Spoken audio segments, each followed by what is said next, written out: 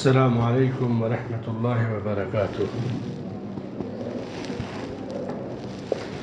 الحمد للہ رب العالمین والعاقبۃ للمتقین والصلاة والسلام علی سید الانبیاء والمرسلین نبینا محمد وعلی آلہ وصحبہ اجمعین، اما بعد۔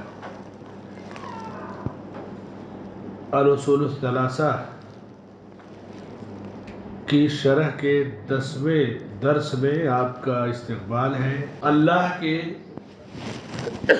وجود پر گفتگو ہو رہی تھی کہ اللہ کے وجود پر ایمان لانا، آمنت باللہ، ایمان کا پہلا رکن اللہ پر ایمان لانا۔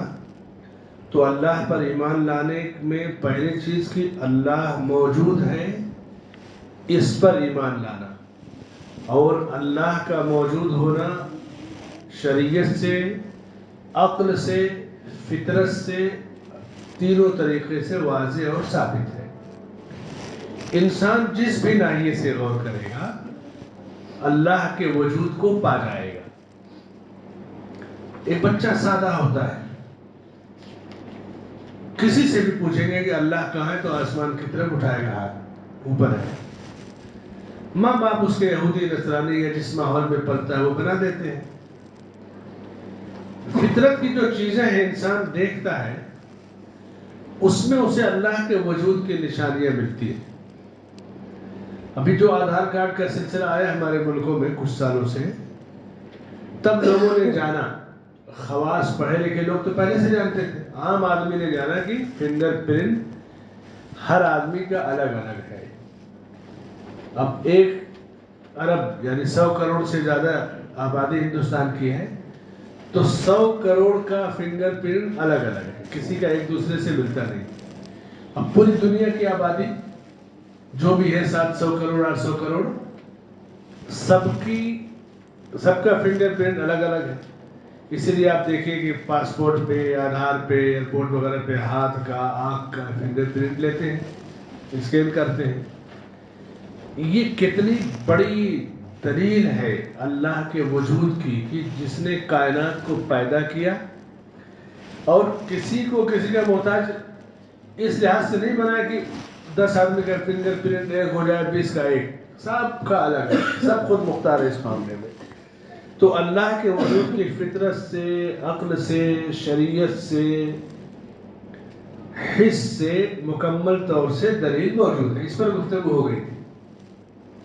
اب اسی سلسلے میں ایک چیز آپ دیکھیں کہ وقفے وقفے سے اللہ نے رسولوں کو بھیجا۔ رسولوں نے جب قوم کے اندر اپنی دعوت پیش کی تو قوم کے لوگوں نے دعوت کا کبھی انکار کیا اور کبھی قبول کیا، کچھ نے قبول کیا، کچھ نے دعوت کے برحق ہونے کے لیے معجزات طلب کیے کہ اگر آپ کا رب دنیا کا مالک ہے تو یہ چیز دکھائیے، وہ چیز دکھائیے۔ تو معجزے کا ظاہر ہونا یہ اللہ کے وجود کی کتنی بڑی دلیل ہے۔ مثلا موسیٰ علیہ السلام کو اللہ نے جب حکم دیا کہ اپنی لاٹھی کو سمندر پر مارے، کب؟ جب فرعون کے شر سے بچنے کے لیے اللہ نے حکم دیا کہ اپنی قوم بنو اسرائیل کو لے کر چلے جائیں۔ صبح صبح نکل گئے موسیٰ علیہ السلام اپنی قوم کو لے کر کے، اور فرعون کو جب خبر ملی کہ میری سلطنت سے بنو اسرائیل بھاگ گئے تو بڑے بھاری لشکر کے ساتھ پیچھا کیا۔ اب کوئی حکومت اپنی جنتا کا پیچھا کرنا چاہے تو کون سی بڑی چیز ہے؟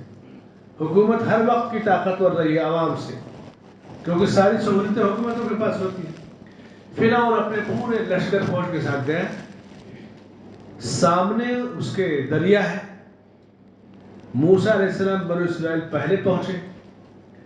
اب وہاں بنو اسرائیل پہنچے تو گھبرا گئے، کہا یا موسیٰ انا لمدرکون، موسیٰ اب تو ہم پکڑ لی جائیں گے، وہ فرعون کا لشکر اتنی بڑی تعداد میں آ رہا ہے، ہم میں سے کسی کو زندہ نہیں چھوڑے گا، آگے دریا ہے، ہم دریا میں جائیں گے تو ڈوب جائیں گے، پیچھے فرعون ہے مار ڈالے گا، اب ہم کیا کریں؟ بالکل مایوس ہو گئے۔ موسیٰ علیہ السلام نے اللہ سے دعا کی، اور اللہ کے حکم سے موسیٰ علیہ السلام نے اپنی لاٹھی کو اس دریا پر مارا. فَأَوْحَيْنَا إِلَى مُوسَىٰ أَنِ اضْرِب بِّعَصَاكَ الْبَحْرَ. موسیٰ کی طرف ہم نے وحی کی کہ یہ جو لاٹھی تمہارے ہاتھ میں ہے اس کو دریا پر مارو. فَانْفَلَقَ فَكَانَ كُلُّ فِرْقٍ كَالطَّوْدِ الْعَظِيمِ. تو دریا سے راستے ہو گئے اور ایک مضبوط چٹان راستے کی شکل میں بن گئی. اور اس کے بعد بنو اسرائیل موسیٰ علیہ السلام دریا پار کر گئے.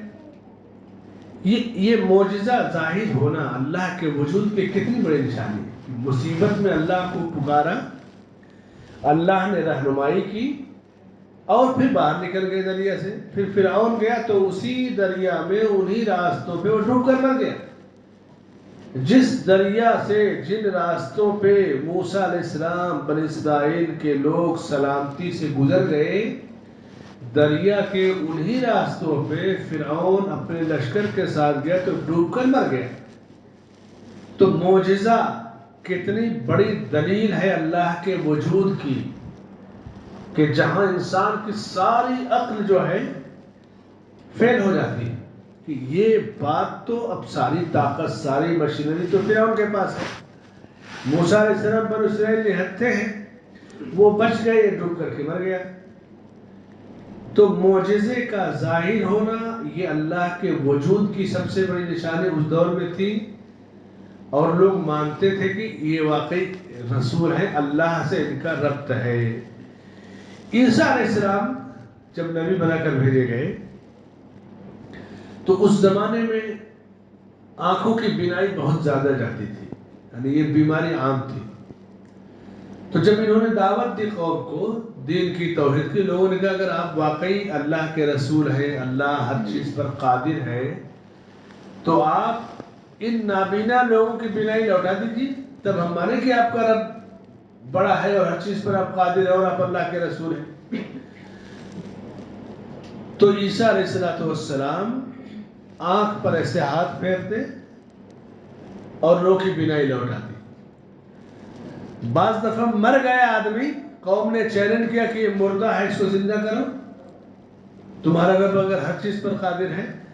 تو اللہ نے موسیٰ علیہ السلام کو یہ معجزہ عطا کیا. وَأُحْيِي الْمَوْتَى بِإِذْنِ اللَّهِ. اللہ کی اجازت اور حکم سے مردوں کو وہ زندہ کر دیتے. وَإِذْ تُخْرِجُ الْمَوْتَى بِإِذْنِي. فرمائے کہ آپ میری اجازت سے حکم سے مردے کو قبروں سے نکال کے زندہ کر دیتے تھے. تو یہ کمال عیسیٰ علیہ السلام کا نہیں تھا، اللہ کا معجزہ تھا جو عیسیٰ علیہ السلام کے ذریعے ظاہر ہوا. لاٹھی موسیٰ علیہ السلام کی درخت کی ایک لکڑی تھی، اس لاٹھی میں کوئی پاور نہیں تھا، اللہ نے اس لاٹھی میں تاثیر عطا کی. تو یہ معجزہ اللہ کے وجود کی واضح دلیل ہے سمجھنے کے لیے. یہ رسولوں کے زمانے میں تھا. اللہ کے رسول صلی اللہ علیہ وسلم کا جب دور آیا تو قریش کے لوگوں نے پھر یہی چیلنج کیا کہ اگر آپ کا رب سورج چاند کا مالک ہے، دنیا کا مالک ہے، ہر چیز پر قادر ہے، تو ایسا کیجئے کہ چاند کے 2 ٹکڑے کر کے بتائیے. تو انہیں کیا پتا کہ وہ تو سمجھ رہے تھے چاند پر کوئی پہنچ نہیں پائے گا، کیسے کوئی 2 ٹکڑے کر پائے گا، یہ سوچ سکتا ہے کوئی؟ چاند پر آج اس سیٹلائٹ کے دور میں چاند پر لوگ پہنچنے کا دعویٰ کرتے ہیں، اور کتنا سچا ہے دعویٰ کتنا جھوٹا اس کے بارے میں تو ہم نہیں تبصرہ کرتے. لیکن جو لوگ چاند پر جانے کی بات کرتے ہیں ان کی حیثیت اسلامی شریعت میں اتنی ہی ہے کہ اگر زمین پر رہ کر یہ چاند دیکھنے کی گواہی دیں تو ان کی گواہی رد کر دی جائے گی، کیونکہ چاند دیکھنے کی گواہی ایمان والوں کی قبول کی جاتی ہے. جو ایمان والا ہو، شریعت کا پابند ہو، اسی کی گواہی قبول کی جائے گی نا. تو ان کی گواہی بھی قبول نہیں ہے. لیکن اب ٹیکنالوجی اور علم میں آگے ہیں تو جو کہہ رہے ہیں ہم انکار بھی نہیں کرتے اور جھٹلاتے بھی نہیں، صرف سن لیتے. کہیں گے ہم نے یہ دیکھا، سیٹلائٹ چھوڑا، یہ کیا، کوئی پروف تو نہیں کہ گئے چاند پر اور لے کر کے آئے، اور ہمارے پاس بھی کوئی ثبوت نہیں کہ ہم ان کو کہیں کہ تم جھوٹے ہو، نہیں گئے۔ ان چیزوں میں خاموشی برتی جاتی ہے، آئے گا دور، علم اور ڈیولپ ہوگا، خود ہی چیزیں سامنے آئیں گی، لیکن ان کی حیثیت اتنی ہی ہے کہ اگر یہ گواہی دے کہ چاند ہو گیا، رمضان کا روزہ رکھنا ہے، عید کرنا ہے، حج فلاں تاریخ کو، عرفہ فلاں تاریخ کو، ان کی گواہی قابل قبول نہیں ہے، یہ ان کی حیثیت ہے۔ مشرکین نے، قریش کے لوگوں نے اللہ کے نبی صلی اللہ علیہ وسلم کا کہ چاند کے 2 ٹکڑے کر دیجیے اگر آپ رسول ہیں تو۔ ظاہر سی بات ہے کسی کے بس میں تو یہ تھا نہیں۔ رسول نے اللہ سے دعا کیا اور اللہ نے رسول کو حکم دیا، رسول نے انگلی کا اشارہ کیا اور چاند 2 ٹکڑے ہو گیا۔ سورہ القمر میں فرمایا کہ اقتربت الساعة وانشق القمر وَإِن يَرَوْا آيَةً يُعْرِضُوا وَيَقُولُوا سِحْرٌ مُسْتَمِرٌ۔ چاند کا 2 ٹکڑے ہونا قیامت کے قریب ہونے کی نشانی ہے۔ ایسا نہیں کہ دنیا بہت لمبی چلے گی۔ عہد نبوی میں نبی صلی اللہ علیہ وسلم نے کہا کہ دیکھو سورج عصر کے بعد جب ڈوبنے کے قریب تھا تو آپ نے کہا سورج دیکھ رہے ہو نا کتنا ٹائم بچا ہے ڈوبنے میں، جو بھی 1 گھنٹہ 1.25 گھنٹہ ہو، تو کہا کہ دنیا میں یعنی اب دنیا کی زندگی اتنی ہی رہ گئی ہے، دنیا کا زیادہ حصہ گزر چکا ہے۔ یہ بات 1400 سال پہلے کی ہے، اب دنیا ہزاروں سال سے ہے، تو دنیا بہت لمبی نہیں ہے، بہت ساری نشانیاں ظاہر ہو گئی ہیں۔ چاند کا 2 ٹکڑے ہونا خود آخری زمانے کی نشانی ہے، دنیا کے فنا ہونے کی نشانی ہے۔ چاند کا 2 ٹکڑے ہونا اللہ کے وجود کی نشانی ہے۔ سورج گرہن لگتا ہے، ظاہر سی بات ہے کتنی بڑی نشانی اللہ تعالیٰ کی، تو اللہ کے وجود کی، اللہ کے موجود ہونے کی نشانی انسان اپنی آنکھوں سے معجزات نبوی کی شکل میں اچھی طرح سے دیکھتا ہے۔ یہ واضح نشانی ہے، عقلی نشانی، شرعی نشانی، حسی نشانی، معجزات کی شکل میں نشانی کہ اللہ تعالیٰ موجود ہے۔ اللہ کہاں موجود ہے؟ اب اس کی وضاحت قرآن کی مختلف آیتوں میں کہ اللہ تعالیٰ عرش پر ہے۔ اس کا عرش کہاں ہے؟ 7ویں آسمان پر ہے۔ اب عرش پر اس کا وجود کیسے ہے، کیا اس کی تفصیل ہے، اس کا علم اللہ کے پاس ہے، لیکن ہمارا ایمان اور عقیدہ ہے کہ اللہ عرش پر موجود ہے، الرحمن علی العرش استوى۔ اس کی تفصیل ہمیں نہیں معلوم، لیکن نشانیاں اور وجود کی دلیلیں ہمارے سامنے اچھی طرح سے موجود ہیں۔ تو انبیاء کے معجزات یہ اللہ کے وجود کی واضح نشانی ہمارے سامنے موجود ہے، اور ہر نبی کو، جس نبی کے زمانے میں جو جو معجزے ہوئے وہ نشانیاں تھیں۔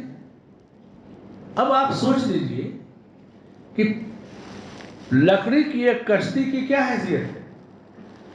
پورا پہاڑ پانی میں ڈوب گیا، کشتی میں جو سوار ہو گیا وہ بچ گیا۔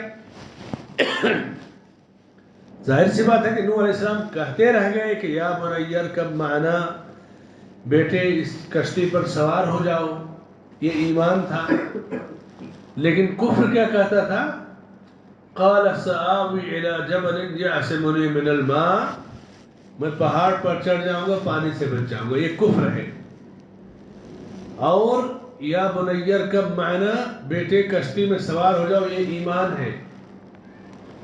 اور ایمان نہ لانے کا نتیجہ کیا ہے؟ وحال بینہم الموج، موج آئی اور وہ ڈوب کر مر گیا۔ تو ایمان نجات کا ذریعہ، ایمان نجات کی طرف بلاتا ہے۔ اسی لیے بعض علماء نے کہا کہ اسلامی شریعت کشتی نوح کی مانند ہے۔ آفت، مصیبت، حالات میں جب بھی کوئی دین پہ قائم رہتا ہے تو وہ نجات پائے گا، اور دین سے دور ہوا تو وہ ہلاک ہو جائے گا۔ سفینہ نوح کی جو حیثیت ہے وہی اس وقت پورے دین اسلام کی ہے۔ اسلام کو قبول کرنے والا، ایمان کے جو ارکان ہیں ان پر ایمان رکھنے والا، عمل صالح کرنے والا، گویا کہ وہ کشتی نوح پر سوار ہے، اللہ اس کی حفاظت کرے گا۔ ایمان کو ٹھکرانے والا، کفر کرنے والا، رسولوں کا انکار کرنے والا، شرک کرنے والا، وہ کیا ہے؟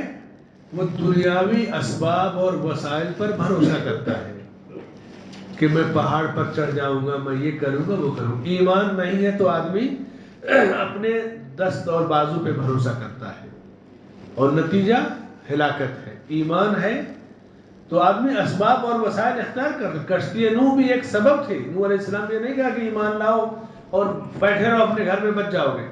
کشتی بنائی یہ بچاؤ کے لیے، جہاں تک ضرورت تھی لکڑی اکٹھا کی، کشتی تیار کی، اسباب سبب کو تیار کیا، بچاؤ کا راستہ بنایا، پھر کہا اب اس میں سوار ہو جاؤ۔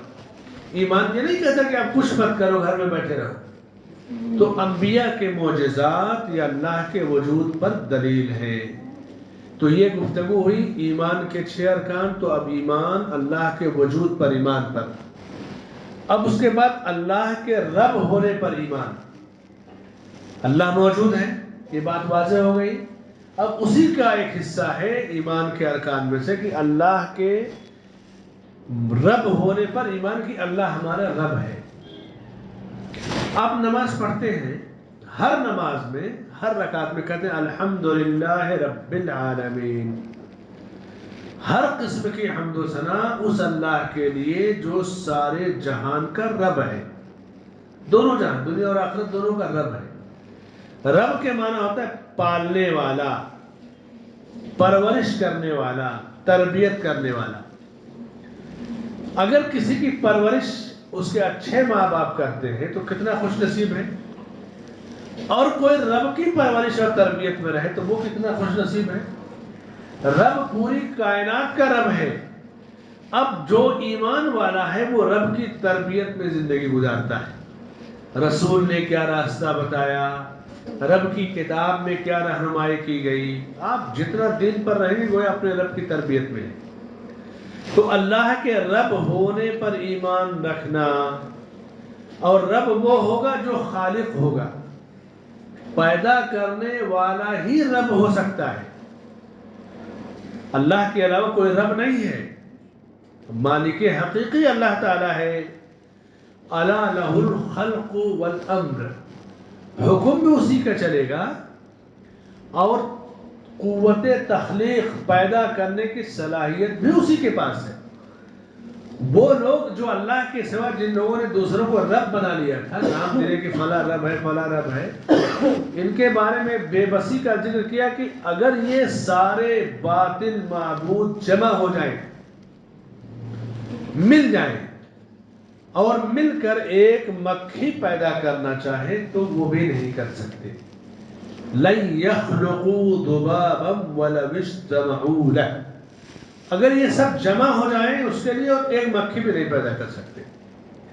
رب تربیت بھی کرتا ہے، پرورش بھی کرتا ہے، پیدا بھی کرتا ہے، روزی بھی دیتا ہے۔ ذالکم اللہ ربکم لہ الملک، اللہ ہی تمہارا رب ہے، اسی کا ملک ہے۔ والذین تدعون من دونہ ما یملکون من قطمیر، تم اللہ کو چھوڑ کر وہ جو لوگ دوسروں کو پکارتے ہیں، وہ کھجور کی گٹھلی کے اوپر جو باریک جھلی ہوتی ہے اس کی بھی طاقت نہیں رکھتے۔ ایک کھجور آپ لیجیے، کیونکہ کھجوریں لوگوں کے ہاتھوں میں ہوتی تھی، ساتھ میں ہوتی تھی، اسی پہ زندگی تھی، تو مثال ایسی دی گئی جو سامنے ہو۔ کہا کھجور توڑو، کھجور کے بیج سے پہلے باریک سی جھلی ہوتی، ہلکی سی، اس کی کوئی حیثیت نہیں ہوتی۔ کھجور زور سے توڑے تو جھلی پھٹ جائے گی، اس کی کوئی حیثیت نہیں۔ کہا یہ بے حیثیت چیز، بے فائدہ چیز، اس کی بھی وہ طاقت نہیں رکھتے، یعنی اس کو کھائے پھینک دے کچھ نہیں فرق پڑتا ہے، اس کی بھی وہ طاقت نہیں کرتے رکھتے، اس کے بھی وہ مالک نہیں، یعنی اتنے بے بس ہیں۔ اللہ کے سوا کوئی بھی ہو وہ معبود یا رب نہیں ہو سکتا۔ رب کا نام یا درجہ دے بھی دیں گے تو ان کی حیثیت یہی ہے کہ وہ کھجور کے گٹھلی کے اوپر جھلی اور پلاسٹک جو ہلکی سی باریک سی جھلی، اس کی بھی طاقت نہیں رکھتے۔ ایمان کی جڑیں مضبوط ہوگی تو ایسی صورت میں بندہ کہیں بھی وہ بھٹک نہیں پائے گا۔ لاہور میں ایک داتا حجویری کا مزار ہے نا، جیسے وہاں بغداد میں غوث پاک کا مزار ہے، شیخ عبداللہ جیلانی رحمۃ اللہ علیہ کا، اجمیر میں خواجہ معین الدین چشتی اجمیری رحمۃ اللہ علیہ کا، بمبئی کے ماہم میں مخدوم مہائمی رحمہ اللہ کا۔ یہ اللہ کے اولیاء تھے، اپنے وقت نیک بندے تھے۔ مرنے کے بعد یہ خود زندوں کے محتاج ہے، ہر مردہ زندوں کا محتاج ہے۔ یہ زندوں کو دینے کی نفع نقصان کی طاقت نہیں رکھتے، لیکن اب چونکہ ایک کاروبار چلا ہے، ایک دھندا چلا ہے، پبلسٹی اور میڈیا، تو آپ دیکھ رہے ہیں نا کہ کس طرح سے لوگوں کی عقلوں سے کھلواڑ کیا جا رہا ہے، اور دھرم اور آستھا کے نام پہ تو نہ جانے کیسے کیسے لوگوں کو لوٹا جا رہا ہے۔ صرف مال نہیں، مال، دین، عزت، آبرو، ایمان، سب کا سودا کیا جا رہا ہے۔ داتا حجویری لاہور میں فیصل آباد اور پاکستان کے دورے پہ ایک مرتبہ سعودیہ کے بادشاہ شاہ فیصل رحمہ اللہ گئے، تو چونکہ عوام ہندوستان کی اور پاکستان کی، بنگلہ دیش کی مزاج اور ایمان عقیدے ملے جلے ہیں، تو کسی نے کہا وزٹ کے درمیان کہ یہ داتا حجویری کی جو ہے مزار ہے، یہاں کوئی کچھ بھی مانگتا ہے وہ پوری ضرور ہو جاتی، آئیے آپ بھی کچھ مانگ لیجیے۔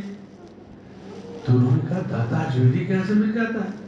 ہمارے پاس تو اللہ کے رسول صلی اللہ علیہ وسلم کی قبر ہے، اگر قبروں ہی سے ملتا تو سب سے پیاری قبر تو ہمارے پاس ہے، لیکن ہم لوگ تو صرف اللہ سے مانگتے ہیں، یہاں سے کیسے ملے گا؟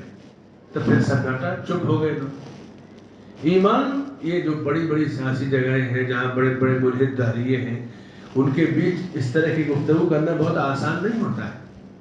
آپ مسجد میں بیٹھ کے کھل کر دعوت کا کام توحید جرات کا کر لیں گے، لیکن آپ باہر نکلے، ایک مان لیجیے کہ ضلع کا کلیکٹر ہے، دوسرا ایم پی ہے، تیسرا ایم ایل اے ہے، چوتھا کمشنر ہے، اور سب اپنے اپنے دھرم پر ہیں، اور آپ کو وہاں کھل کے دعوت دینی ہے توحید کی، تو کیا بہت آسان ہے؟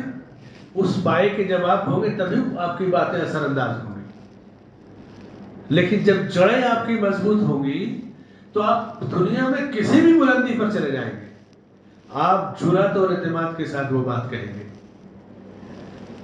کمزور بھی ہیں، اللہ تعالی ہمت آپ کو دے گا۔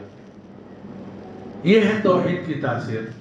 تو اللہ کے وجود پر ایمان کے ساتھ اللہ کی ربوبیت اور اللہ کے رب ہونے پر ایمان رکھنا، اور اللہ کے علاوہ جن لوگوں نے رب ہونے کا دعویٰ کیا، کچھ لوگوں نے خود دعویٰ کیا کہ میں رب ہوں، کچھ لوگوں نے بعض بزرگوں کے مرنے کے بعد کہا کہ فلاں رب ہے، جیسے فرعون نے دعویٰ کیا اور کہا کہ انا ربکم الاعلی، میں تمہارا بڑا رب ہوں۔ انجام کیا ہوا اس کا؟ جس چیز پر وہ غرور کرتا تھا، ہاذہ الانہار تجری بامری، نہر چلتی تھی نا آج کی طرح سے بورنگ یا یہ میونسپلٹی کا پانی، یہ سب چیزیں تو نہیں تھی، پانی پینا ہوتا تھا، کنواں کھودتے تھے لوگ یا نہریں جاری ہوتی تھی، بس وہی پانی کا انتظام تھا۔ آج کے 100 سال پہلے بھی یہاں ویسے ہی تھا، بمبئی میں جگہ جگہ باوڑیاں تھی، لوگ پانی پیتے تھے۔ اب ہزاروں سال پہلے تو ان پانیوں پر فخر کرتا ہے کہ دیکھو یہ نہر بہ رہی ہے، میرے حکم سے بہ رہی ہے۔ پھر وقت کیا آیا، اپنے آپ کو کہتا کہ میں بڑا رب ہوں، اور پھر اللہ نے اسے اسی پانی میں ڈوبو کر ہلاک کیا۔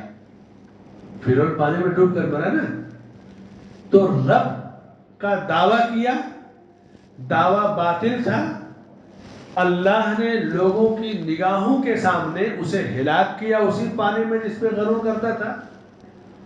تو پہلی چیز کی غرور خود ہلاکت کا سبب ہے، جس چیز پہ غرور کیا وہ اور اس کے لیے ہلاکت کی چیز ثابت ہوئی، اور رب ہونا اللہ کے سوا کسی کے لیے ممکن نہیں، جیسا کہ فرعون نے دعویٰ کیا تھا۔ نمرود کا بھی یہی دعویٰ تھا کہ میں زندگی اور موت کا مالک ہوں۔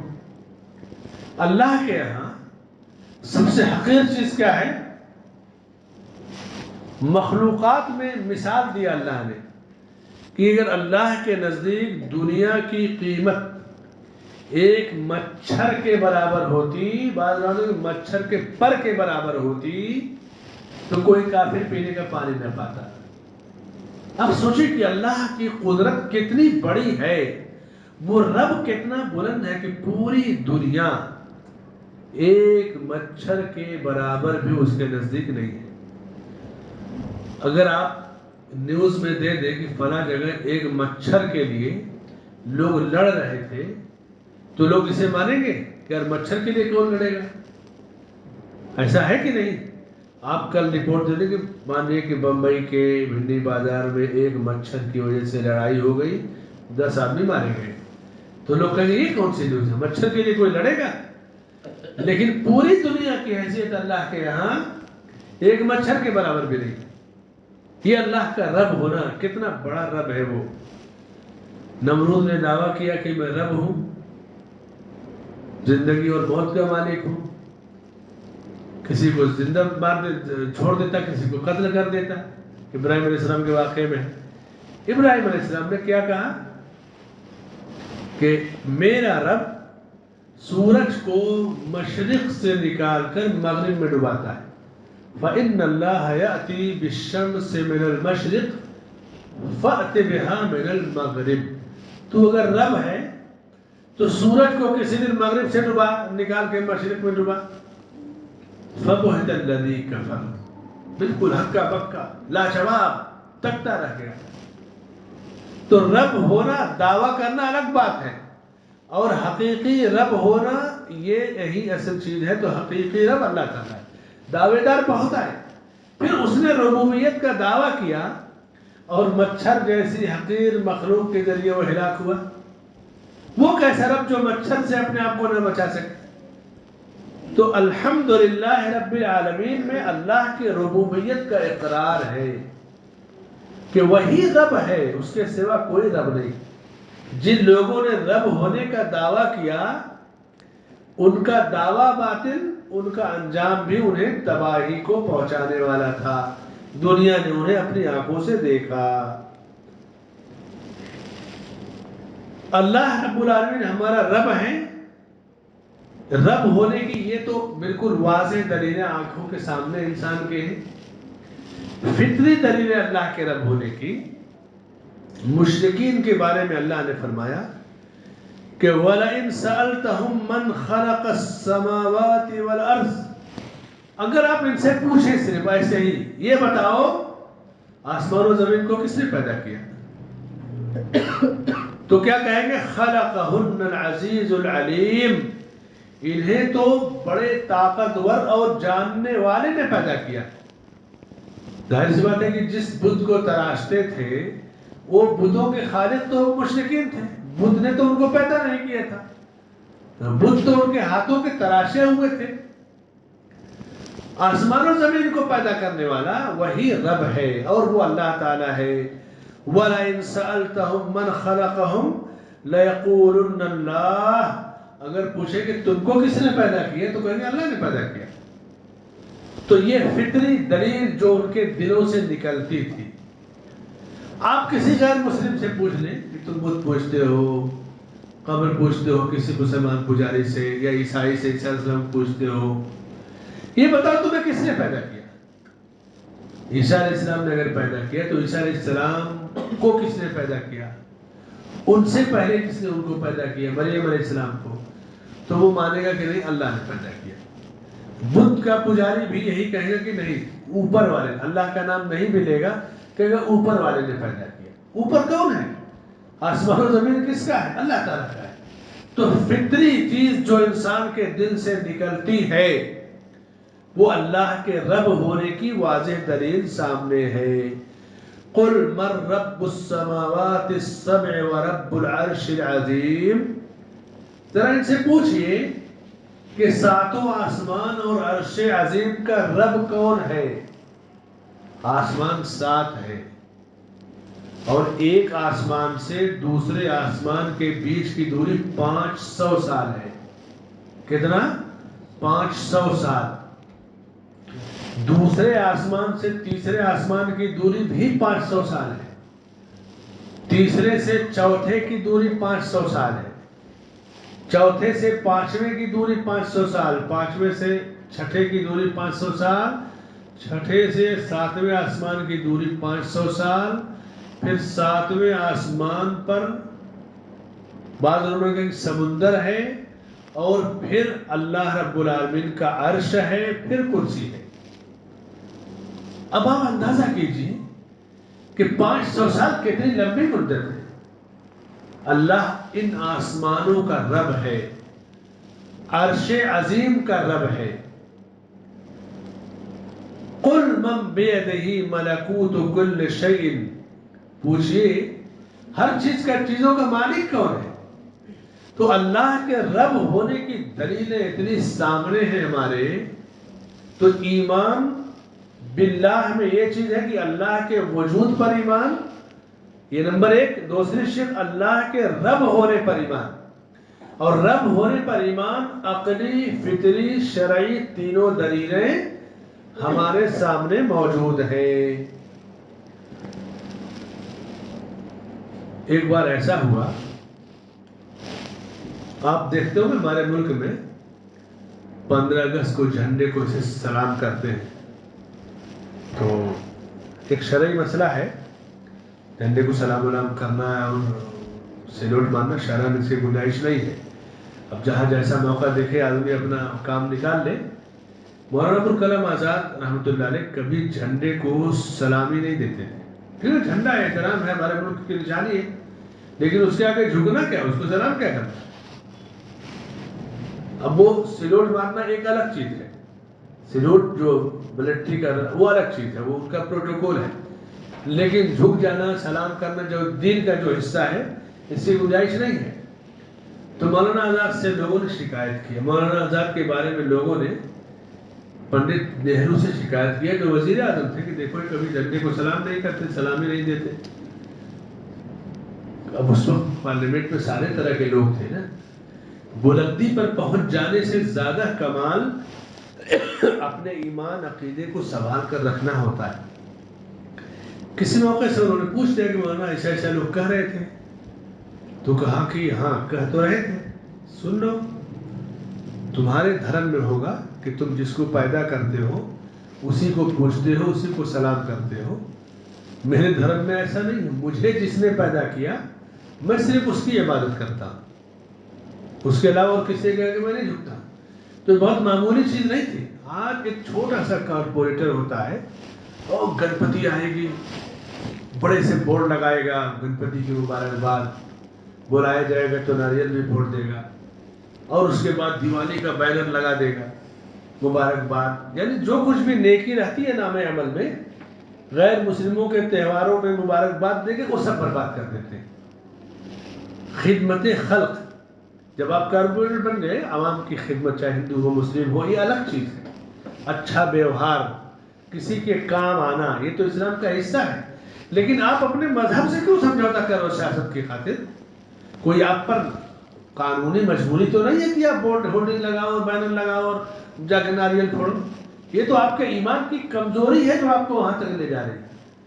آپ دین پر قائم رہتے ہوئے بھی آپ سارے کام کر سکتے ہو، M L A, M P, corporator سب رہ سکتے ہو۔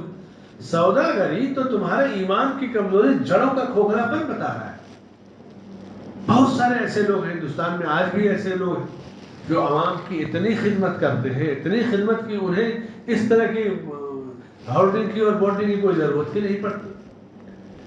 اللہ کے ربوبیت سے ہمارا ایمان جب ختم ہوتا ہے، کم ہوتا ہے، توحید ہماری کمزور ہوتی ہے، تو پھر آدمی ادھر کا ادھر بھٹکتے رہتا ہے۔ یہ دوسری چیز ہوئی، اللہ کے وجود پر ایمان، اللہ کے رب ہونے پر ایمان، یعنی ایمان کا دوسرا حصہ، ایمان یعنی اسلام، ایمان، احسان۔ اسلام کی وضاحت ہو گئی، ایمان کی بات ہو رہی ہے۔ ایمان میں ایمان کے 6 ارکان ہیں، اللہ پر ایمان، اللہ کے رسولوں پر ایمان، جیسے کہ ابھی بچے نے آپ کو بتایا ماشاءاللہ۔ پھر پہلا رکن اللہ پر ایمان، تو اللہ پر ایمان میں پہلا مرحلہ اللہ کے وجود پر ایمان، دوسرا مرحلہ اللہ کے رب ہونے پر ایمان، اور تیسرا مرحلہ ہے اللہ کے معبود حقیقی ہونے پر ایمان۔ یعنی وہی عبادت کے لائق ہے. جیسے لا الہ الا اللہ کلمہ پڑھتے ہیں، جس کا مطلب کچھ لوگ کہیں گے کہ اللہ کے سوا کوئی معبود نہیں. یہ ترجمہ درست نہیں ہے، کیونکہ اللہ کے سوا تو معبودوں کی بھرمار ہے. لا معبود بحق الا اللہ، اللہ کے سوا کوئی معبود برحق نہیں ہے. معبودان باطلہ تو بڑی تعداد میں پہلے بھی موجود تھے، آج بھی موجود ہیں. آج معبودان باطلہ کی کمی ہے، پورے ملک کا تختہ الٹ جاتا ہے معبودان باطلہ کے نام. ہمارے ملک کی موجودہ صورتحال ایک معبود باطل معبود ہی کے نام پر تو پورے ملک کا تختہ الٹا ہوا ہے. تو باطل معبود موجود ہیں، لیکن حقیقی معبود صرف اللہ تعالیٰ ہے. اور اللہ کے سوا جتنے بھی لوگوں کی عبادت کی جاتی ہے سب کے سب باطل ہیں. معبود برحق اللہ تعالیٰ ہے. وَإِلَٰهُكُمْ إِلَٰهٌ وَاحِدٌ لَا إِلَٰهَ إِلَّا هُوَ الرَّحْمَٰنُ الرَّحِيمُ. تمہارا معبود وہی ایک معبود ہے، اس کے سوا کوئی معبود نہیں، وہ رحمان اور رحیم ہے. شہید اللہ انہ لا الہ الا ہو، یعنی اللہ معبود بھی ہے، اللہ اپنے معبود برحق ہونے کی گواہی بھی دے رہا ہے. اللہ ہمارا مربی ہے، تعلیم دے رہا ہے، گواہی بھی دے رہا ہے. اور اللہ کے فرشتے بھی گواہی دے رہے ہیں کہ عبادت کے لائق صرف اللہ تعالیٰ ہے.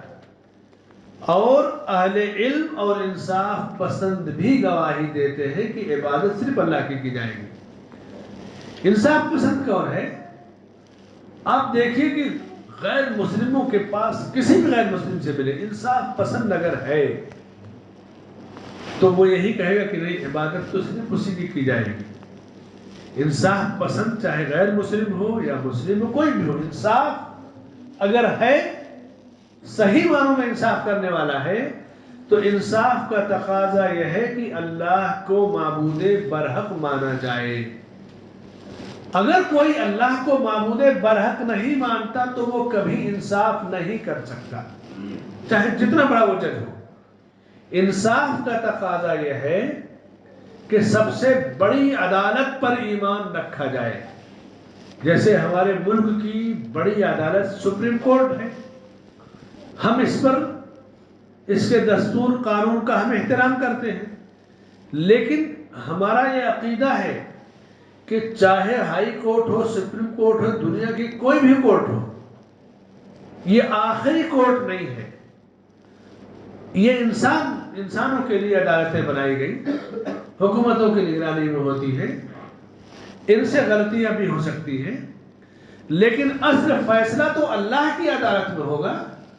الیس اللہ باحکم الحاکمین، سورہ 32 والزیتون پڑھیے. کیا اللہ حاکموں کا حاکم نہیں ہے؟ تو چھوٹا حاکم، جیسے سول کورٹ کا فیصلہ ہائی کورٹ میں چیلنج ہو جاتا ہے، ہائی کورٹ کا سپریم کورٹ میں ہو جاتا ہے، سپریم کورٹ کا فیصلہ آپ صدر جمہوریہ پریزیڈنٹ آف انڈیا کے پاس اپیل کر سکتے ہو، اور اس کے بعد وہاں بھی نہیں تو UN اور بڑے بڑے ادارے آپ کے ہیں.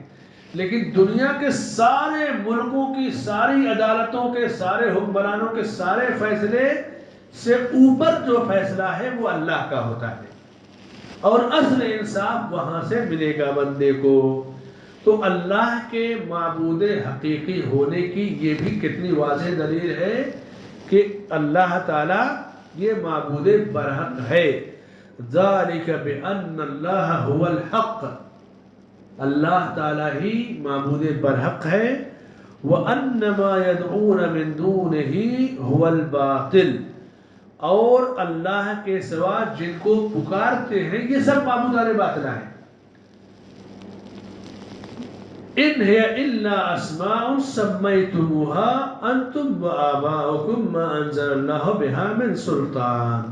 لات، عزا اور منات اور معبودان باطلہ کے بارے میں کہا یہ تو نام تم نے گڑھ رکھا ہے، ان کو معبود بنا رکھا ہے. اللہ نے تو نہیں کہا نا کہ ان کے نام پہ بت بنا اور پوجو، اصل عبادت تو اللہ کی ہے. تو لات، عزا، منات اس زمانے کے بت تھے، ود یغوث یعوث سوا یہ قوم نوح کے زمانے کے بت تھے. یہ سب معبودان باطلہ ہیں، ان کی کوئی حیثیت نہیں ہے.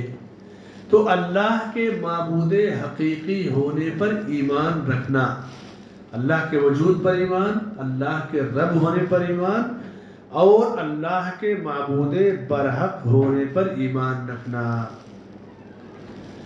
انسان اللہ کو چھوڑ کر جب غیروں کی عبادت کرتا ہے تو وہ عبادت کس عقیدے کے ساتھ کرتا ہے؟ آج ہندوستان میں آپ آئے دن دیکھتے ہوں گے کہ کوئی پتھر ہے، اس پہ آپ کوئی پھول پوت دیجیے، پرانا جوتا رکھ دیجیے، اور اس کے بعد اگربتی لوبان سلگا دیجیے، پتہ لگا کہ 2 سال 3 سال میں وہاں میلہ لگنے لگا، عرس لگنے لگا. یہی تو ہوتا ہے نا. بعض راستے جو سنسان تھے بالکل بغیر آبادی والے، علامہ ادوانی رحمۃ اللہ علیہ تحذیر الساجد، قبروں پر مساجد کی تعمیر اور اسلام ایک کتاب ہے، ان کی ترجمہ اس کا یہ ہے.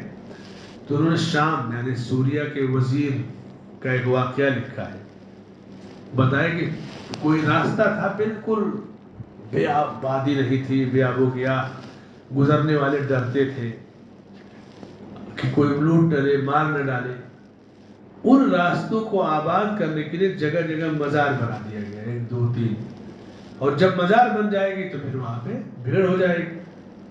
اچھا مزار ایسا نہیں کہ کسی کو مار کے دفن کیا گیا، بس ایسے ہی پتھر اتر گھیر گھر کے چادر چڑھا دی گئی، ہو گئی مزار، ختم معاملہ. یہ تو آئے دن کے واقعات ہیں. ایک جگہ جھگڑا کر لیا لوگوں نے مزار کے بارے میں، تو جب جھگڑا ہوا تو کہا کہ یہاں تو گدھا دفن ہے، نکالے تو گدھا تھا. ایسے بھی واقعات ہیں. تو باطل باطل ہے، حق حق ہے. اللہ تعالی معبود برحق ہے. اللہ کے سوا جتنے معبود ہیں یہ باطل ہیں، اور باطل بے بس ہوتا ہے، کمزور ہوتا ہے. وَاتَّخَذُوا مِن دُونِهِ آلِهَةً لَا يَخْلُقُونَ شَيْئًا وَهُمْ يُخْلَقُونَ. اللہ کے سوا انہوں نے معبود بنا لیا جو خود مخلوق ہیں، یہ کچھ پیدا کرنے کی صلاحیت نہیں رکھتے. وَلَا يَمْلِكُونَ لِأَنفُسِهِمْ ضَرًّا وَلَا نَفْعًا. خود اپنے لیے نفع نقصان کی طاقت نہیں رکھتے. وَلَا يَمْلِكُونَ مَوْتًا وَلَا حَيَاةً وَلَا نُشُورًا. نہ زندگی کی طاقت ہے، نہ مرنے کی ہے، نہ اٹھائے جانے کی، یعنی کوئی طاقت ان کے پاس نہیں. یہ تو بے بس ہے.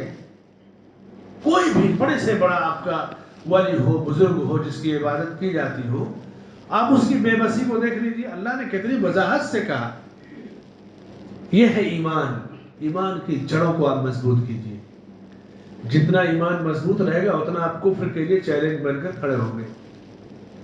اور اس وقت سب سے بڑا حملہ جو ہو رہا ہے نا، جو بڑی جنگ ہے، ایک جنگ تیر تلوار سے لڑی جاتی تھی، بڑی جنگ یہ ہے کہ مسلمانوں کے دلوں سے ان کے عقیدے کو نکال دو، روحانیت کو ختم کر دو، مساجد کے مکتب کو ختم کر دو، دین کی تعلیم کو ختم کر دو، اور ڈیولپمنٹ اور ٹیکنالوجی ترقی کا خواب دکھا کر انہیں کنورٹ اسکولوں میں لے آؤ، کچھ دے بھی دو تاکہ بہل جائیں، لیکن دین کی جڑوں کو ان سے ختم کر دو. یہ جنگ ہے، بڑی خطرناک جنگ ہے. اور اس جنگ کو میدان میں آپ کو فتح کرنا ہے. فتح کیسے؟ اس کے تیر تلوار ہتھیار کی ضرورت نہیں ہے. یہی بنیادی تعلیم، علم سے جڑوں کو مضبوط کیجیے. پہلا جو مکتب ہمارا تھا وہ غار حرا تھا. اصحاب صفہ سے تعلیم ہماری شروع ہوئی، اور جب آپ اصحاب صفہ اور غار حرا کو مائنس کر دیں گے زندگی سے تو پھر آپ کے ملحد داریہ اور بگڑنے میں ٹائم نہیں لگے گا. جڑ ہماری ختم ہو گئی. اقرا سے ہماری جڑ شروع ہوتی ہے. اور جہاں جہاں بھی آپ دیکھیے غیر مسلم لڑکوں سے مسلمان لڑکیوں کا نکاح، کورٹ میرج کتنا عام ہے. ایسا کیوں جانتے ہیں؟ اسی لیے وہ کہتے ہیں یہ بھی انسان ہے، ہم بھی انسان ہیں، انسان برابر ہے. کیا اس میں فرق ہے؟ دھرم اپنی اپنی جگہ. یہ الہادی فکر کیوں آتی ہے؟ اس لیے کہ ہماری جڑوں میں اللہ کے رب ہونے پر، وجود پر، معبود پر، نبی کے طریقے پر ایمان کی کمی ہے۔ اگر جڑیں مضبوط ہوگی تو ہم اتنے ہلکے نہیں رہیں گے، کبھی ہو ہی نہیں سکتا۔ جو لوگ سود کھاتے ہیں، سود خور، جانتے ہیں کیا دلیل دیں گے؟ وہ کہیں گے کہ کیا ہے سود اور بزنس کے پیسے میں فرق کیا ہے؟ یہاں 500 کا 10 نوٹ رکھ دو، 500 کا 10، تو کسی پیسے پر لکھا تو نہیں کہ یہ سود ہے، یہ رشوت ہے، یہ تجارت ہے، یہ گفٹ ہے، سب تو برابر ہے، پیسہ پیسہ ہے، چاہے سود کا ہو، چاہے رشوت کا ہو، چاہے محنت کا ہو۔ کہاں لکھا ہے کہ یہ نوٹ جو ہے سود کی ہے، یہ رشوت کی ہے، اور یہ محنت کی مزدوری کی ہے؟ اس طرح مغالطے میں ڈالتے ہیں، اس طرح آپ کو کنفیوز کرتے ہیں عقلی طور سے۔ ان سے پوچھئے ذرا کہ جب تمہیں ایمان تمہارے اندر سے رخصت ہوتا ہے تب یہ بات کرتے ہیں۔ ایک لائن سے 5 عورتوں کو بیٹھا دیجیے، ایک عورت آپ کی خالہ ہے، دوسری ماں ہے، تیسری بہن ہے، چوتھی بیٹی ہے، 5ویں بیوی ہے۔ کسی کے پیشانی پہ لکھا ہے کہ یہ ماں ہے، خالہ ہے، بیوی ہے، بیٹی ہے، لیکن ماں کا درجہ، خالہ کا درجہ، بیوی کا، بیٹی کا سب الگ الگ ہے نا؟ کوئی آپ کے لیے حلال ہے، کوئی حرام ہے، لیکن لکھا ہے کسی کے ماتھے پہ۔ یہ شعور کہاں سے ملا آپ کو؟ ایمان کی طاقت سے ملا۔ الحمدللہ رب العالمین، اللہ کے رب ہونے پر ایمان رکھا، رب نے ہمارے ایمان کی مضبوطی کے لیے رسول بھیجا، رسول پر کتاب اتری اور بتایا، تعلیم دی، تو ایمان کی کمزوری آپ کو پہلے کنفیوز کرے گی، اور جب کنفیوژن میں پڑیں گے تو پھر کہیں گے صحیح بات کر رہا ہے، رشوت، سود اور حرام حلال کی کوئی پابندی نہیں، سب کہنے کی بات ہے۔ لیکن عقل کو عقل سے آپ جو ہے کاٹیے، توڑیے، شریعت سے کاٹیے، توڑیے۔ اسلام سے پیاری کوئی چیز نہیں ہے دنیا میں، ایمان سے بلند چیز کوئی نہیں ہے دنیا میں۔ اللہ کے وجود پر ایمان، اللہ کے رب ہونے پر ایمان، اور اللہ کے معبود حقیقی ہونے پر ایمان۔ مشرکین مکہ اللہ رب العالمین کے رب ہونے پر ایمان رکھتے تھے۔ اللہ کے صرف رب ہونے پر ایمان سے نجات نہیں ملنے والی جب تک کہ معبود حقیقی ہونے پر ایمان نہ رکھا جائے۔ آج بھی مشرکین جو آج کے ہیں یہ بھی اللہ کو رب مانتے ہیں، لیکن رب کے ساتھ صرف اسی کی عبادت کی جائے اور اس کی عبادت میں کسی کو شریک نہ ٹھہرایا جائے۔ یہ کیا کہتے تھے؟ مَا نَعْبُدُهُمْ إِلَّا لِيُقَرِّبُونَا إِلَى اللَّهِ زُلْفَىٰ، ہم بس ہم ان کی عبادت بس اتنا کرتے ہیں تاکہ یہ ہمیں اللہ سے قریب کر دیں۔ هَؤُلَاءِ شُفَعَاؤُنَا عِندَ اللَّهِ، یہ اللہ کی سفارش کریں گے۔ یعنی اللہ تو رب مانتے تھے لیکن ان کو ایک وسیلہ مان لیتے تھے، اس کے باوجود وہ مشرک تھے۔ تو اللہ کے وجود پر ایمان، رب ہونے پر ایمان، اور معبود برحق ہونے پر ایمان، یہ ایمان باللہ کی 3 بنیادی چیزیں، اور چوتھی چیز کی اللہ کے اسماء اور صفات پر ایمان لانا۔ اسماء و صفات کیا ہیں؟ حدیث میں ہے کہ اللہ کے 99 نام ہیں، ان للہ 99 اسما من احصاها، دوسرے وقت من حفظها دخل الجنہ، جنہیں ان ناموں کو یاد کر لیا وہ جنت میں داخل ہوگا۔ وَلِلَّهِ الْأَسْمَاءُ الْحُسْنَى فَادْعُوهُ بِهَا، اللہ ہی کے پیارے نام ہیں، ان ناموں کے ذریعے انہیں پکارو۔ اللہ کے نام بھی بہت ہیں اور صفات بھی ان کی ہیں۔ کچھ نام ایسے ہیں یا صفات جو بندے اور رب دونوں کے درمیان ہیں، جیسے رؤوف اور رحیم، نبی کی بھی صفت ہے وَبِالْمُؤْمِنِينَ رؤوف الرحیم، اللہ کی بھی صفت ہے الرحمن الرحیم۔ تو بندوں کی بھی صفت ہے، رب کی بھی ہے۔ بندوں کی صفت رب سے مختلف ہے، بندوں کی طاقت، بندوں کی پہنچ الگ ہے، لیکن بندہ بھی رحم ہوتا ہے، رحم دلی بندے کے اندر بھی ہوتی ہے۔ اللہ کی رحم دلی الگ ہے، بہت بلند ہے، بندے کی رحم دلی بہت چھوٹی سی ہے۔ ایک ماں اپنے بیٹے کو آگ میں جلتا ہوا پسند نہیں کرے گی، اللہ اپنے بندوں کے لیے اس سے بھی زیادہ رحیم ہے، بار بار اس طرح کی مثالیں اور حدیثیں سنتے ہیں۔ تو اللہ کے اسماء اور صفات پر ایمان رکھنا، کچھ لوگ کیا کریں گے؟ اللہ کے اسماء و صفات کی تعویل کر دیں گے. جیسے کہیں ذکر ہے اللہ کے ہاتھ کا،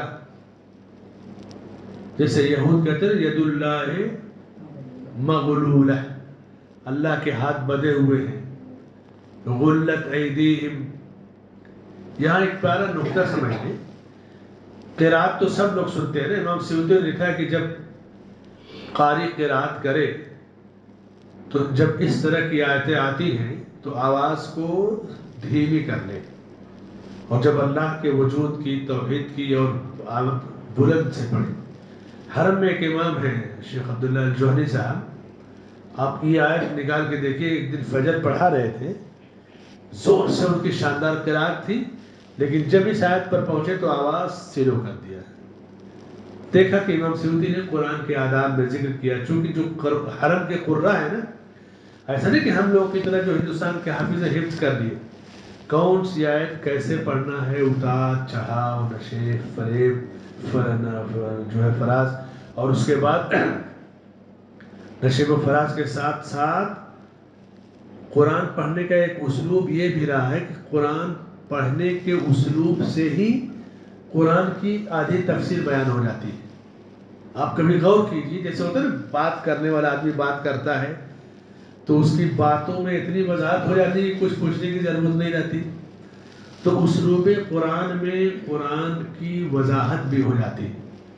جوہری صاحب کی قرات آپ کبھی غور سے سنیے تو یہ اسلوب ان کی قرات میں. سارے قرآن اپنی اپنی الگ الگ حیثیت رکھتے ہیں، سب کا مقام الگ الگ ہے، لیکن ان کی قرات میں چیز بطور خاص آپ پائیں گے. گویا کہ زبانی تلاوت کے ذریعے تفسیر کا انداز، قرآن کا حق ادا کرنا. ید اللہ مغلولہ پر یہ بات آئی، آپ نکال کے سنیے گا اس آیت کو. تو جو جن لوگوں نے تعویل کیا ہے اللہ کے ہاتھ کیسے ہیں، وہ اللہ کی قدرت مراد ہے، یہ غلط ہے. اللہ نے اپنے ہاتھ کا ذکر کیا، ہاتھ ہے، کیسے ہاتھ ہے، کیا ہے، ہم نہیں جانتے، اس کا علم اللہ کے پاس ہے. اللہ کی مخلوق میں ہی سب کے ہاتھ ایک جیسے نہیں ہیں. چونٹی ایک مخلوق ہے، چونٹی کے ہاتھ پیر آنکھ کان ناک سب ہوتے ہیں. ہاتھی بھی ایک مخلوق ہے، ہاتھ پیر آنکھ کان ناک سب ہوتے ہیں. دونوں کا فرق آپ دیکھتے ہیں نا. تو اللہ کی مخلوق میں جب اتنا بڑا فرق ہے تو اللہ نے بندوں کے ہاتھ پیر اور انسانوں، پھر اللہ میں کتنا بڑا فرق ہوگا. وہ بلند ہے ہر چیز سے، اس کے ہاتھ پیر کی تعویل بھی نہیں کی جائے گی، تعطیل یعنی اس کو ریجیکٹ بھی نہیں کیا جائے گا، اس پر ایمان لایا جائے گا. جیسے اللہ نے اپنے لیے جو چیز بیان کی اس پر ایمان لانا ہے، اس کی تفسیر میں ہمیں نہیں جانا ہے. تو اللہ کے اسماء اور صفات پر ایمان کا یہ مطلب کہ الاثبات ما اثبتہ اللہ لنفسہ، اپنے لیے اللہ نے جو چیز ثابت کر دیا اس پر ایمان رکھنا. مثلا عرش پر اللہ کا مستوی ہونا، تو اللہ عرش پر ہے. اب اللہ عرش پر ہے، الرحمن علی العرش استوى، عرش پر کیسے ہے، کیا اس کی تفصیل ہے، اس کا علم اللہ کے پاس ہے. اب ایمان یہ ہے کہ اللہ تعالیٰ عرش پر ہے. ایمان کی بہت ساری چیزیں علم غیب سے تعلق رکھتی کہ بندہ انہیں دیکھا نہیں ہے مگر اللہ نے حکم دیا، ہم اس پر ایمان رکھتے ہیں. تو اللہ کے اسماء و صفات پر بھی ہمیں ہو بہو ایمان رکھنا ہے جیسا اللہ نے حکم دیا ہے. ہم اس کی تعویل، تعطیل اور توجیہ نہیں بیان کریں گے، جو ہے اس پر ایمان رکھنا ہے. تو اللہ پر ایمان، ایمان کے 6 ارکان میں پہلا رکن کیا ہے؟ اللہ پر ایمان. اللہ پر ایمان کے 4 حصے ہوئے. نمبر 1 اللہ کے وجود پر ایمان، نمبر 2 اللہ کے رب ہونے پر ایمان، نمبر 3 اللہ کے معبود حقیقی ہونے پر ایمان، اور نمبر 4 اللہ کے اسماء اور صفات پر ایمان. یہ اللہ پر ایمان رکھنا، یہ اس پر مختصر گفتگو ہوئی. آئندہ ہفتے انشاءاللہ اب ایمان کا دوسرا جو رکن ہے اللہ کے فرشتوں پر ایمان، اس پر تفصیلی گفتگو ہوگی. اللہ سے دعا ہے کہ اللہ تعالی ہمیں ایمان کی قوت اور بلندی عطا فرمائے. ہم ہندوستان جیسے ماحول میں جہاں کفر دندنا رہا ہے، چیلنج کر رہا ہے اسلام کو، اسلامی عقیدے کو، اسلامی نظریات کو، ان حالات میں ہماری ذمہ داری بڑھ جاتی ہے کہ ہم اپنی ایمان کی جڑوں کو اپنے اندر، اپنی آل و اولاد کے اندر مضبوط کر کے جائیں۔ آنے والے حالات ملک کے لیے الحاد، دہریت اور کفر کے لحاظ سے اور زیادہ خطرناک ہیں، جیسے کہ چل رہا ہے معاملہ۔ تو جتنا جڑیں مضبوط ہوں گی اتنی آسانی سے آپ ایمان کو بچا لے جائیں گے، آپ کے بچے اس کی حفاظت کر پائیں گے، ورنہ جہاں ایک دوسرے میں ضم ہو گئے، مل گئے، تو پھر تو تباہی شروع ہو جائے گی۔ اللہ ہمیں ایمان اور عمل صالح کی نعمت عطا فرمائے، آمین۔ وصلی اللہ علی نبینا محمد وعلی آلہ وصحبہ اجمعین۔